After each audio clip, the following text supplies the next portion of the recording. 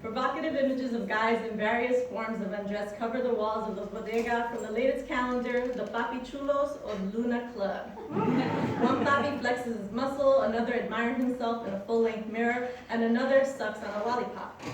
When I was young and lived in a training camp, Papi Chulo trading cards were given to those on good behavior.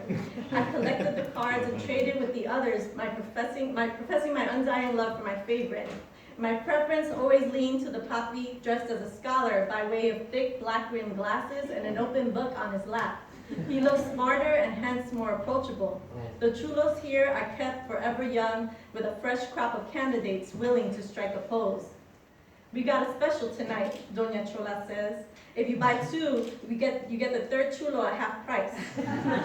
There won't be any sales on the day of the throwdown though. In fact, she'll be renting a papi twice as expensive. That's when everybody wants papi action.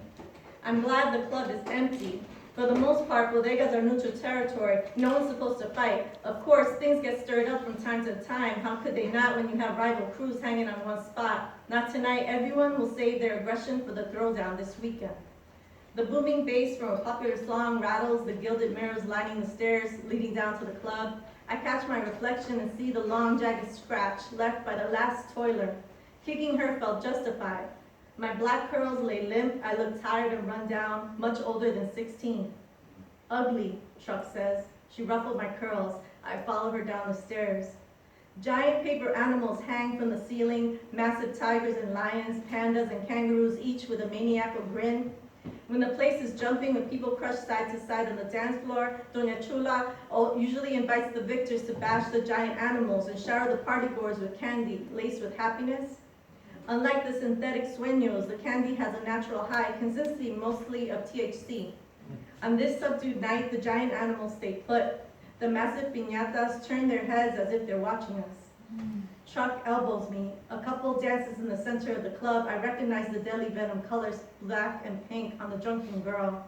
The chulo she leans on tries his best to keep her steady. She's by herself, Chuck says. I shake my head, signaling to Chuck she's not worth it. The couple continues to dance. I sit at our table, a little away from the dance floor. What's going on with you?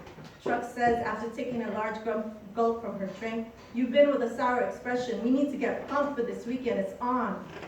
The throwdown this weekend is by far our most important one. We sparred our way to this very moment, beating other crews and proving we're the best. The deadly venoms are hopefully the last obstacle for us to overcome before we step to the towers. The stakes are too high. I want to live in the towers. It's what I've been dreaming of most of my soldiering life.